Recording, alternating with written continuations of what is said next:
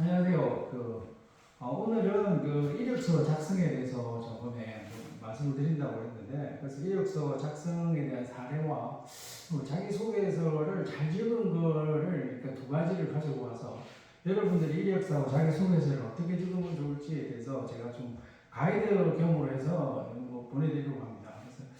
그래서 사실 이력서하고 자기소개서가 중요한 이유는 기업에서 면접을 할 때 여러분들이 판단할 수 있는 기준은 이력서와 자기소개서밖에 없습니다. 그러니까 기업에 제공하는 것이 있고 이 이력서 안에서 최대한 여러분들께서 자기 자신을 어떻게 세팅할 수 있을지 아니면 고객과 업체 입장에서 어떻게 이거를 받아들일 수 있게 나를 잘 포장할 수 있을지를 고민하는 부분입니다. 물론 이력서를 처음 적다 보면 이력서에 적을 내용이 별로 없다는 것에 대해서 많이 느끼고 있을 건데, 그래도 최대한으로 자기 자신을 좀 나타낼 수 있는 게 뭔지를 보고 그런 부분들에 대해서 자료를 잘 작성할 수 있는 것들을 좀 연습을 해보고자 합니다. 물론 이력서 자기소개서 쓰는데 시간은 대략적으로 해서 일주에서 한 3주 정도까지도 걸릴 수 있는 부분이고요.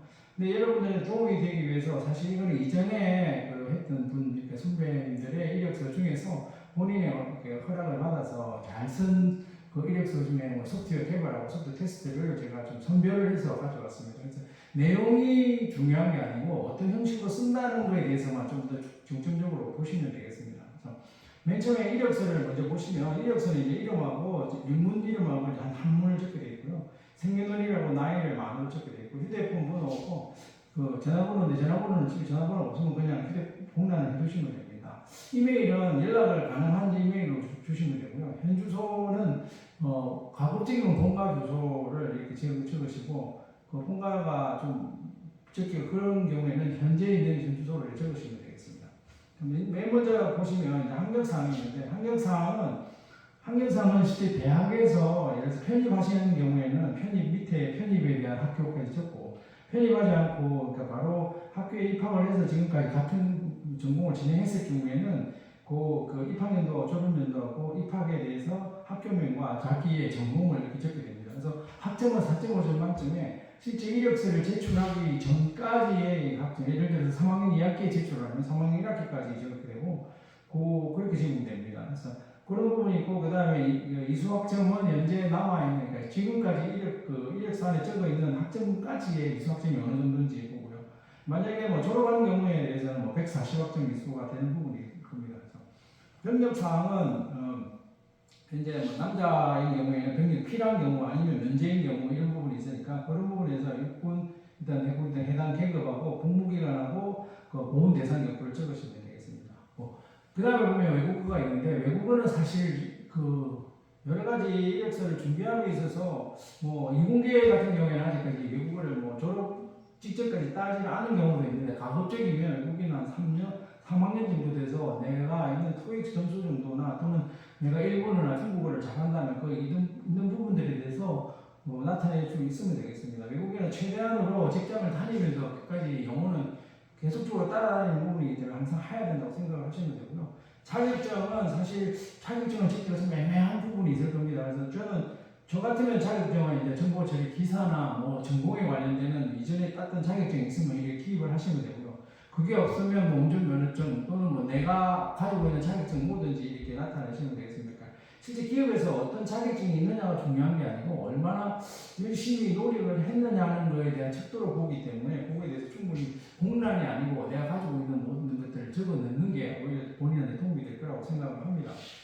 마지막으로 수상하고 경력이 있는데, 수상은 사실 수상의 이력은 거의 없을 겁니다. 수상의 이력은 없어가지고, 근데 여러분들이 수상에 대해서는 여러 가지 수상 일자나 내용들, 그러니까 군대에서 받았던 상도 좋고, 고등학교 때 받았던 상도 좋고, 대학에서 받았던 상도 좋고, 여러분이 실질적으로 이력서에 적을 내용이 고등학교, 대학, 그 다음에 군, 그 정도의 이력밖에 없기 때문에 수상 경력이 많이 없을 수 있습니다. 그래서 그런 부분에 대해서 최대한 공란이 되지 않는 상태로 해가지고 본인이 이제 이거를 적어도 될까 의심하지 마시고 그냥 적어서 기입하시면 정말 해당하는 기업과 관계없는 경우에는 이제 삭제를 하시면 되는 부분이니까 그렇게 하시고요. 그 다음에 경력도 마찬가지입니다. 경력도 사실 대학에서 학과 공부만 집중했을 경우에는 경력상에 적을 게 사실 많이 없을 수도 있습니다. 근데 저는 경력에서 위에 같이 그 산업체 견학이나 아니면 뭐 우리 종합 프로젝트나 캡스톤 디자인이나 이런 부분에 대한 프로젝트를 뭘 했더냐 그런 것까지 얘기를 적을 수 있고요. 그다음에 학생 활동이나 봉사 활동이나 심지어 아르바이트 했을 때 어떤 이런 부분 그런 것까지 적어서 최대한 공란이 없도록 하시고 그 기간은 뭐 개월수로 따져서 이렇게 진행하시면 됩니다. 근데 경력은 여러 개 쓰다 보면 실질적으로 내가 이 기업하고 맞는 경력이 어떤 건가를 다시 한번 보게 되고 그때는 그 기업에 맞는 것만 남겨놓고 나머지 지우게 되겠습니다. 또 아울러서 수상과 경력이 중요한 이유는 이후에 자기소개서에 적을 때 이제 그쪽에서 나오는 항목 중에서 대부분이 이제 이런 수상이나 경력 이런 부분들이 들어가서 내용이 있습니다. 왜냐하면 그 면접을 보시는 분들은 실제 경력이 어떤 부분이 있는데 이때 어떤 걸 느꼈느냐 하는 것들이 뒤에 자기소개서에 나오기를 기대를 하고 있고 질문을 할 수가 있습니다. 근데 그런 부분들을 좀 더 나를 셀링하는 그 방편으로서 사용하시면 되겠습니다. 그러면 이제 자기소개서에 대해서 말씀을 좀 드리겠습니다. 자기소개서는 제일 첫 번째가 두 가지로 있는데 저희가 첨단산업 아카데미 같은 경우에는 소프트웨어 개발과 소프트웨어 테스트가 있습니다. 그래서 소프트웨어 개발에 대한 샘플을 하나 가져왔고 소프트웨어 테스트에 대한 샘플을 하나 가져왔습니다. 소프트웨어 개발은 아무래도 IT 전공을 소프트웨어 전공을 한 학생에 대해서 이렇게 정리를 한 거고 소프트웨어 개발 테스트는 뭐 전자공학과 관련해서 정리한 걸 샘플로 가져왔습니다. 제가 보건데 이 자기소개서를 적는 거는 너무 부름 잡듯이 쓰는 것도 아니고 제너럴하게 써도 안 되고 실제 그 기업에 맞게끔 어떻게 쓸 수 있을까 하는데 본인이 기업에 맞게끔 쓰는 거를 팩트를 잡기가 쉽지가 않습니다. 그래서 그런 부분들에 대해서는 너무 그걸 걱정하지 마시고 실제 내가 있는 부분들을 쭉 써놓고 난 다음에 그 부분에서 어떻게 줄일 것인가 하는 거고요. 오히려 또 자기소개서 쓸 때는 취업 지원진에 있는 거기에서 뭐 자기소개서 쓰는 거에 대해서 가이드를 받아서 써가지고 기본적인 부분을 써서 그 다음에 그 부분에서 이제 내가 기업에 맞는 거를 새로 수정하는 그런 방법도 좋은 방법일 수 있습니다. 그래서 그건 본인에게 맞는 방법이 어떤 건지 고민해보고 그 중에서 선택하시면 되고요. 소프트웨어 개발, 여기 있는 소프트웨어 개발 같은 경우에는 이제 내가 소프트웨어 개발을 진행하는데 이 소프트웨어 개발에서 어느 분야에서 내가 일을 해보고 싶다. 이런 부분들에 대해서 좀 구체적으로 썼는데 사실은 이것도 소프트웨어 개발에서 어떤 부분에 대해서 내가 열정적을 가지고 있기 때문에 그걸 진행하고 있다고 보시면 되고요. 실제 자기소개서의 첫 페이지는 희망 분야하고 전공 이수 과목하고 전공에 대한 지식과 그다음에 활동 내역에 대해서 이건 전부 다 전공에 관련된 부분들이 자기소개서의 전면에 나와 있고요. 실제 기업에서 제일 궁금한 게 내가 실제 활용하고자 하는 또는 체험하고자 하는 대상자가 어떤 정도의 IT에 또는 소프트웨어에 그 영향을 가지고 있느냐를 판단하는 게 제일 우선이라고 생각해서 이걸 전면에 내세우는 겁니다. 그래서 그 소프트웨어 개발 희망 분야에서 내가 실제 학교에서 전공 이수 과목으로 해가지고 했던 과목이 보통의 경우는 한 20개가 넘을 수도 있는데 그 중에서 저는 이제 한 10개에서 12개 정도, 여기는 지금 12개를 해놨는데 그 12개 정도를 내가 여기서 기여를 하고 나열을 하고 난 다음에 그 나열한 것 중에서도 내가 가장 자신 있는 거 4개 정도만 이렇게 위에다가 이제 지식, 고유한 전공 지식 여기다가 이제 작성할 수 있도록 했는데 이 학생 같은 경우에는 이런 부분들 한 6개 이상을 이렇게 했습니다. 그래서 이 부분은 사실 우리가 예전에 포맷에서는 내가 어떤 전공 과목을 한 10개 정도를 냈고 그 중에서 내가 정말 제일 잘하고 자신 있는 과목이 한 4개 정도를 했고 그 4개에서 내가 실제적으로 전문 지식이라고 할 수 있는 프로젝트를 했거나 아니면 실제 구체적으로 어떻게 구현을 했거나 아니면 실제 이걸 하면서 느꼈던 어떤 영향을 나타낼 수 있는 그런 항목들을 여기다 다 집중해서 적습니다. 그러니까 이게 그냥 전공 과목만 남아있고 이게 어떤 과목을 했습니다 이런 걸 하면 나를 내세울 만한 부분들이 없기 때문에 제가 원하는 거는 자바 프로그램이면 자바 프로그램에서 어떤 프로그램을 진행을 했고 그래서 어떤 경험이 있다 그 정도고 그 다음에 그런 경험들이 중에서 내가 뭐 파이썬 서버에서 활용한 객티션 프로그램을 어떤 부분을 했는데 거기서 내가 어떤 역할을 했고 어떻게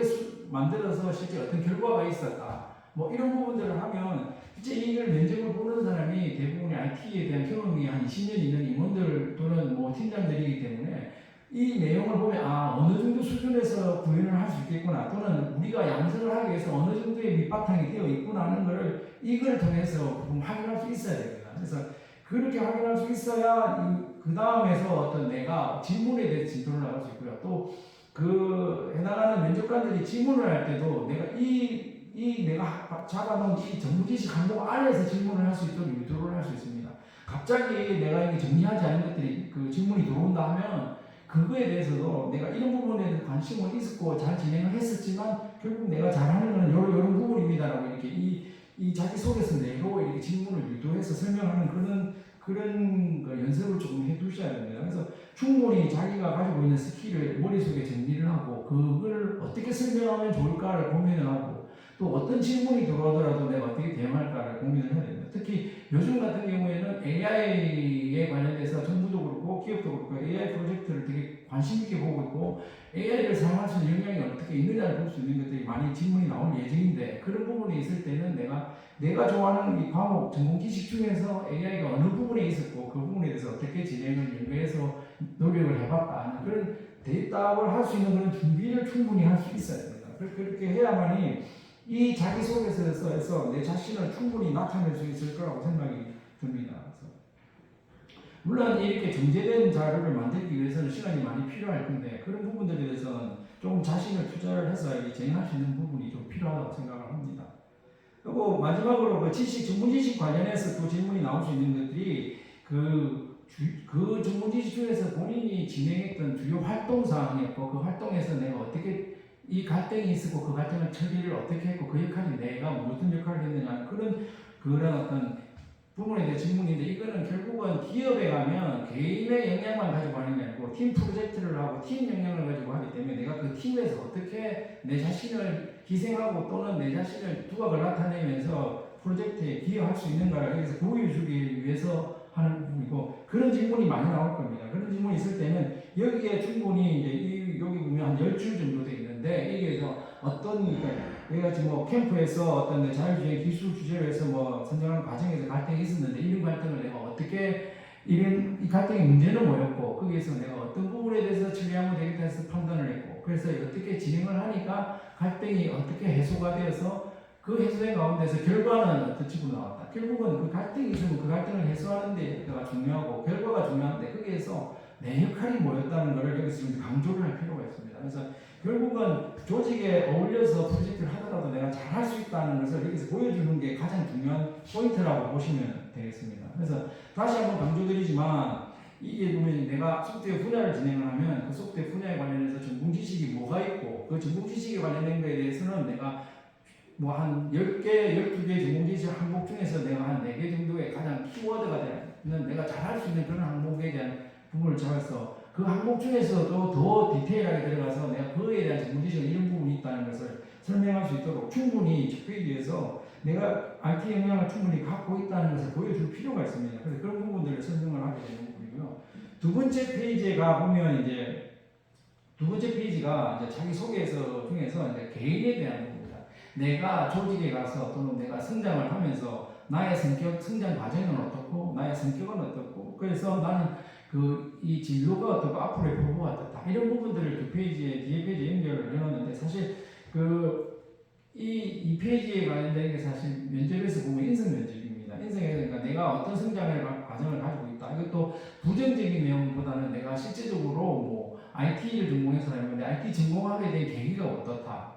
또는 뭐 그런 어떤 부분. 그러니까 내가 그냥 우연하게 내가 그냥 점수에 맞춰서 IT를 된 게 아니라 실제적으로 내가 이런 부분에 잘하고 나의 장점을 가장 잘 나타낼 수 있는 것이 소프트웨어 개발이기 때문에 이런 부분들에 대해서 관련해서 나 소프트웨어 개발 관련해서 이런 성장이 있었다. 그런 부분, 그러니까 가급적이면 이 직무 관련되는 성장 경로를 이렇게 설명해 주는 게 가장 좋을 듯 하고요.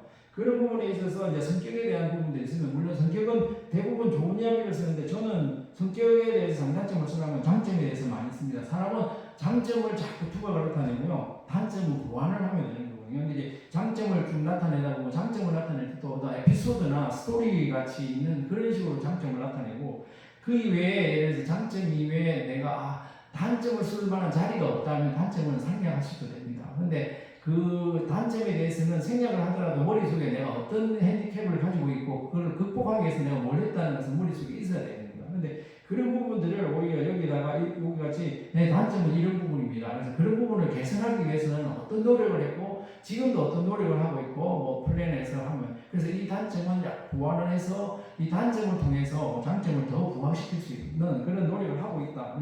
그러니까 그 단점에 대한 보완 대책이 안에 반드시 들어있어야 됩니다. 그리고 이게 기입을 안 하더라도 그런 단점에 대해서는 그 심사위원이 예를 들어서 본인의 장점은 충분히 알고 있는데 단점이 뭔지에 대해서 그거에 대해서 한번 이야기해 보라고 말을 할 수 있어요. 그럴 경우에는 단점만 이야기하지 말고 그거를 내가 어떻게 극복을 하고 있고 그거에 대해서 그 단점을 극복하는 과정에서 내가 어떤 것을 배우고 있고 그래서 내가 좀 더 성장하기 위해서 단점을 잘 활용하고 보완을 하고 있다. 그러면서 그 단점을 통해서 또 장점을 더 극대화하는 노력을 하고 있다는 그런 부분들을 정확하게 나타내 주는 게 가장 중요합니다. 그래서 이 소프트웨어하고 뭐 그 테스트나 개발이나 마찬가지로 이 인성에 관련된 공통적인 그런 부모를 가지고 있다고 생각하시면 됩니다.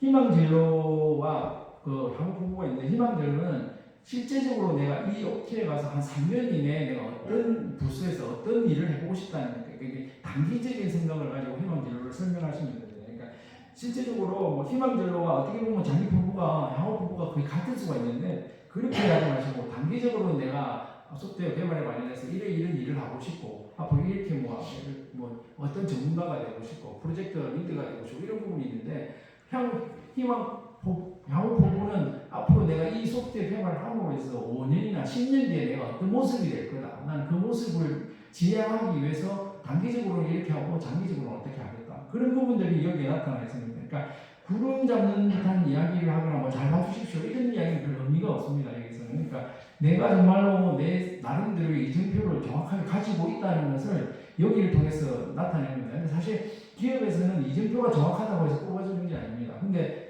오히려 그냥 같은 그 역량을 가지고 있으면 목적과 목표가 그리고 향후 부부가 뚜렷한 사람들을 선호하는 부분이 있기 때문에 그거에 대해서 내가 좀 더 내 자신을 좀 더 정확하게 정리화시켜주는 필요가 있기 때문에 이 부분에 대해서 강조를 하는 겁니다. 그러니까 여기에 보시면 뭐 희망 진로나 뭐 이런 부분들이 한뭐 10줄 이내로 이렇게 간략하게 적어놓은 부분이고요. 그 있으니까 그런 식으로 적어놓으시면 되고요.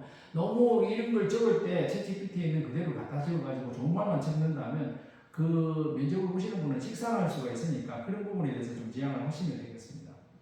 소프트웨어 개발에 대해서는 좀 설명을 드리고 이어서 소프트웨어 테스트입니다. 소프트웨어 테스트는 약간 전자공학적인 지식이 좀 들어있는 부분들이 있어서 소프트웨어 테스트는 물론 전자공학만 하는 건 아닙니다. 소프트웨어 테스트, 정말로 소프트웨어 테스트는 하드웨어를 기반으로 하는 소프트웨어 테스트가 있고 소프트웨어를 개발한 거에 대해서 그러니까 스트레스나 뭐 성능 테스트나 같이 정말 소프트웨어 테스트하는 부분들이 있을 수 있습니다. 근데 대부분이 우리가 그 알고 있는 기업들은 그 하드웨어 장비와 연관되어 있는 인베디드 소프트웨어나 아니면 펌웨어나 이런 그런 어떤 장비에 연관되어 있는 부분에 대한 소프트웨어 테스트가 많기 때문에 오히려 어떤 기업에 가보면 전자공학과가 더 맞을 수도 있다는 부분에서 제가 전자공학과의 학생이 찾았던 사례를 가지고 이렇게 가져왔습니다. 그래서 이 학생의 소프트웨어 테스트 분야도 전자기파나 어떤 뭐 전자 파트에서 어떤 동작의 검증 이런 부분들에 대해서 그 테스트를 하는데 그게 이제 결국은 하드웨어적인 테스트가 아니고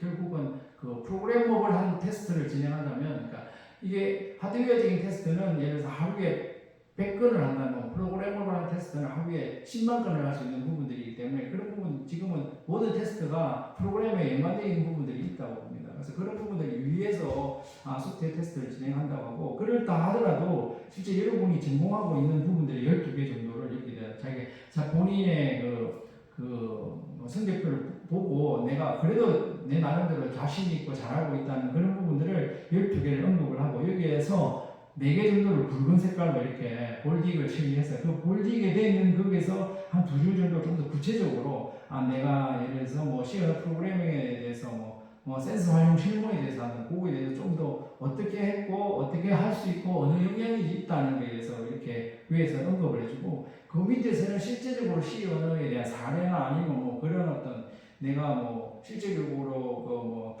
테스트를 진행했던 사례, 반도체 개조에 있어서 어떤 부분을 했던 그 했던 사례들을 여기다가 좀 더 구체적으로 적어줌으로 인해서 사실 심사위원들이 이거를 단시간에 다 읽기는 어렵지만 이런 부분을 할 수 있구나 하는 부분이고, 또 아울러서 이같이 나한테 질문을 하고 내가 강조하고 싶은 부분에 대해서는 몰입을 해서 그 부분에 대해서 포커싱을 주면 심사위원들은 그 부분을 눈여겨서 볼 수 있고 그 부분에 본 거를 질문할 수밖에 없는 상황이 됩니다. 그래서 그런 상황을 우리가 만들어 보자는 부분이고, 그렇게 이 부분에 대해서 전공에 대해서는 정리를 하시면 됩니다.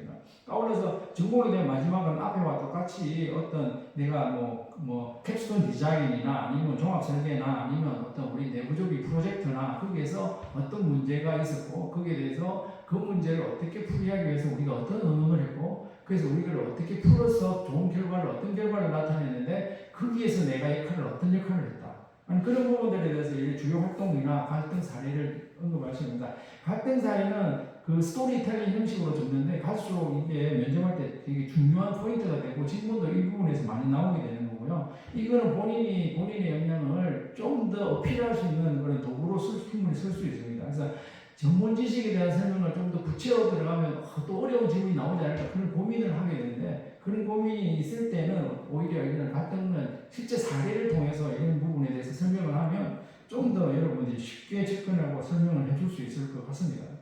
마지막으로 그 자기소개서의 두 번째 페이지, 여기도 마찬가지로 소프트 테스트도 자기 성장 과정과 자기의 성격의 장단점과 희망 진로와 향후 포부를 이렇게 정리를 하는데, 말씀드린 대로 이 부분을 좀 더 구체적으로 많이 적을 필요는 없다고 생각을 하지만, 그래도 내가 정말 기업에서 발전을 하고 내 스스로의 성장하는데 정말 참모습이 이런 모습이라는 것을 좀 요약을 해서 정리할 필요가 있고요. 성장 과정은 한 10줄 정도 있고, 그다음 성격의 장단점은 여기 보시면 이 경우에가 이제 장점에 대해서 쭉 언급을 했습니다. 그렇게 언급을 했는데 그 장점을 잘 진행을 하고 이런 부분인데, 단점에 대해서는 예를 들어서 별로 언급을 안 하는 경우, 이런 경우에는 이제 단점에 대해서 물어볼 수 있으니까 내가 뭐가 단점이고 그걸 어떻게 극복했다는 것을 머릿속에 이제 넣어두고 가시면 되고요. 오히려 장점을 좀 더 구체적으로 스토리 있게, 그러니까 좀 더, 그러니까 그냥 이런 게 장점입니다 이런 것보다도 그걸 통해서 내가 어떤 일을 했다, 내 성격의 장점에서 이런 부분이 있어서 이걸 어떻게 해서 잘 처리해서 일을 잘 마무리할 수 있었다, 이런 부분들에 대한 어떤 스토리가 엮어가지고 나타내면 간단하게 제 성격에서 우선순위를 잘 정해서 효율적으로 일치합니다 한마디보다는 어떤 경우에 대해서 이렇게 했고 그걸 어떻게 실제로 했기 때문에 어떤 좋은 결과가 있었다, 그런 식으로 나타내면 오히려 듣는 사람도 훨씬 더 이해력이 높고 또 공감을 할 수 있는 부분입니다. 그래서 그런 경우에는 그 장점을 통해서 뭘 또 다른 데서 어떻게 실용 사례가 있었느냐 그런 질문을 있을 수 있습니다. 그리고 간단하게 터치하면서 단점이 있고 단점이 뭐냐 또는 그걸 어떻게 보완했느냐 그런 부분들에 대해서 질문이 좀 뎁스 있게 나올 수 있으니까 그걸 머릿속에 염두에 두시면 되고요. 이 희망 진로와 향후 포부도 이 전자공학이나 소프트웨어 테스트 쪽에서의 바라보실 때 내가 어떤 부분, 그러니까 내가 앞에서 전공으로 했던 부분들 이런 부분하고 연관해서 어떤 일을 좀 해보고 싶다. 근데 이 글을 쓸 때는 사실 그 기업에 대해서 어떤 분야를 하고 있는지를 공부를 좀 해야 됩니다.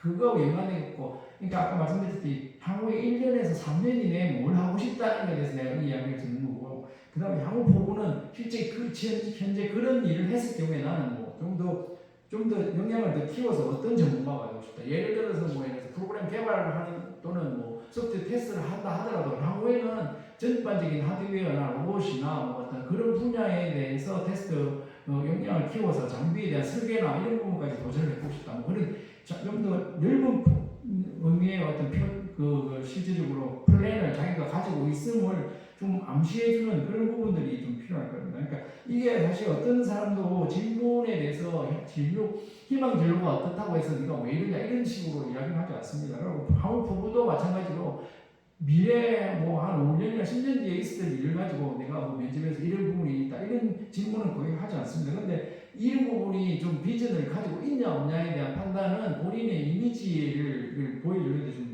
도움이 되는 부분입니다. 그래서 실제 어떤 기업은 소프트웨어 테스트를 이렇게 많이 찍었음에도 불구하고 실제적으로 이걸 할 수 있는지 검증을 하기 위해서 자체 테스트를 하는 경우도 있고요. 또 질문도 예를 들어서 이 분야, 그러니까 해당하는 회사에서 전자공학이나 전자공학 같은 특정 분야면 특정 분야의 질문을 뎁스 있게 진행할 수도 있어요. 왜냐하면 이게 모든 면접관이 다 관리자나 매니저급으로 들어오는 게 아니고 실제 프로젝트를 진행하는 팀장이 들어올 수도 있습니다. 그분들은 좀 더 뎁스 있게 그 합니다. 그래서 본인이 여기 적는다 하더라도 내 전공에 대해서는 누구보다도 좀 더 뎁스 있게 또는 내 전공을 좀 더 설명을 잘 디테일하게 할 수 있도록 하고 또 실제 그게 안 나오면 내가 모르는 게 나왔다 하더라도 내가 이런 분야에 대해서는 잘 모르는데 그거와 연관되는 게 어떤 분야가 내가 했던 거와 연관이 있다는 것을 그 순발력 있게 답할 수 있는 그런 준비가 되어 있어야 됩니다. 그렇게 해야 면접에 대해서 정말 어느 정도 내가 필요한 이야기를 잘했구나라고 생각하고요.